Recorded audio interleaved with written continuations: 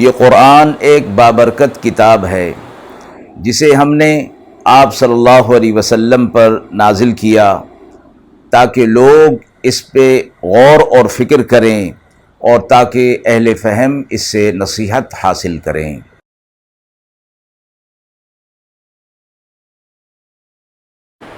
بسم اللہ الرحمن الرحیم۔ السلام علیکم ورحمۃ اللہ وبرکاتہ۔ ناظرین کرام، درس قرآن مجید کے آج کے اس پروگرام میں ہم سورہ لقمان کی آیت نمبر 10 اور 11 کا ترجمہ اور تفسیر پیش کر رہے ہیں اور آخر میں پوچھے گئے سوال کا جواب ہوگا۔ اعوذ باللہ من الشیطان الرجیم، بسم اللہ الرحمن الرحیم۔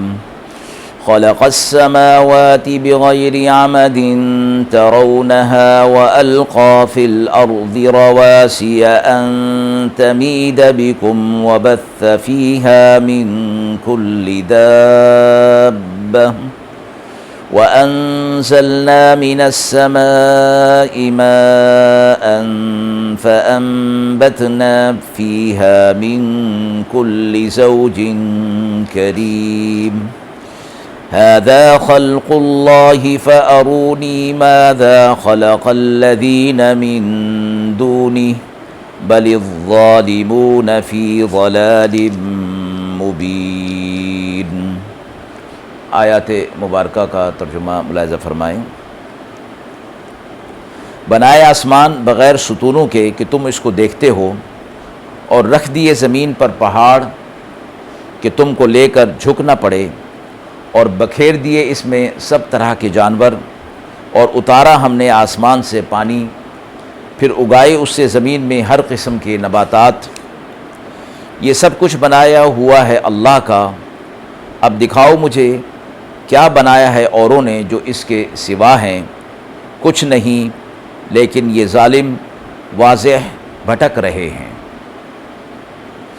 آیت مبارکہ میں آسمان کی پیدائش اور آسمان سے پانی کا نازل کر کے زمین سے نباتات کے ذریعے سے اللہ کی نعمتوں کا ذکر فرما کر، نشانیوں کا ذکر فرما کر اس بات کی طرف اشارہ کیا گیا کہ یہ سب کام اور اس جیسے کائنات کے اندر جو کام بڑے بڑے ہو رہے ہیں وہ سب کے سب اللہ کی طرف سے ہو رہے ہیں، اور اللہ کے علاوہ اور کوئی انہیں نہیں کر سکتا، اور اگر تم سمجھتے ہو کہ وہ کر سکتا ہے تو دکھایا جائے کہ وہ کون ہے۔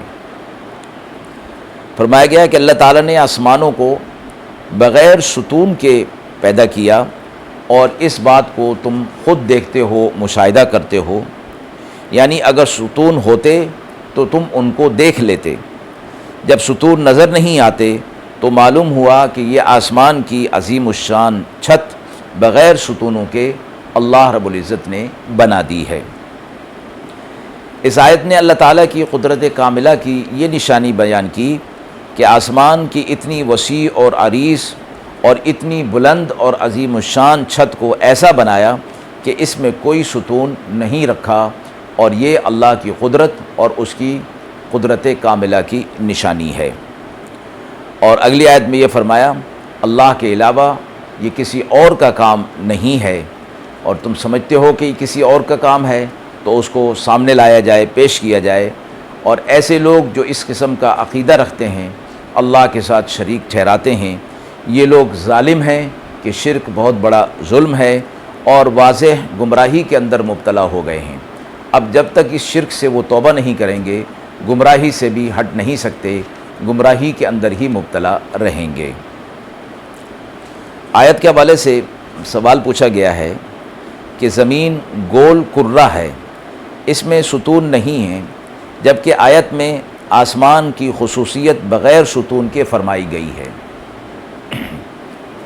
قرآن کریم نے اکثر مواقع پہ زمین کو فرش فرمایا ہے کہ ہم نے زمین کو فرش کر دیا، وَالسَّمَاءَ فَرَشْنَاهَا بِأَيْدٍ وَإِنَّا لَمُوسِعُونَ۔ وسعت بھی ہے اور فرش ہے، یعنی پھیلی ہوئی ہے، جو گول اور کرہ ہونے کے منافی ہے، مگر اس کی وسعت کی وجہ سے وہ عام نظروں میں ایک سطح کی طرح دیکھی جاتی ہے۔ اسی تخیل کی بنا پر قرآن کریم نے اس کو فرش فرمایا ہے۔ اسی طرح آسمان ایک چھت کی طرح نظر آتا ہے جس کے لیے عادتاً ستون کی ضرورت ہوتی ہے۔ اس عام خیال کی مناسبت سے اس کا بغیر ستون کے ہونا بیان فرمایا گیا۔ اللہ تعالیٰ کی قدرت کاملہ کے ثبوت کے لیے اتنے بڑے عظیم الشان قرہ کی تخلیق، یعنی زمین اور آسمان کائنات کی ساری چیزوں کی تخلیق اللہ تعالیٰ کی قدرت کاملہ کے لیے کافی ثبوت ہے۔ وآخر دعوانا ان الحمد للہ رب العالمین۔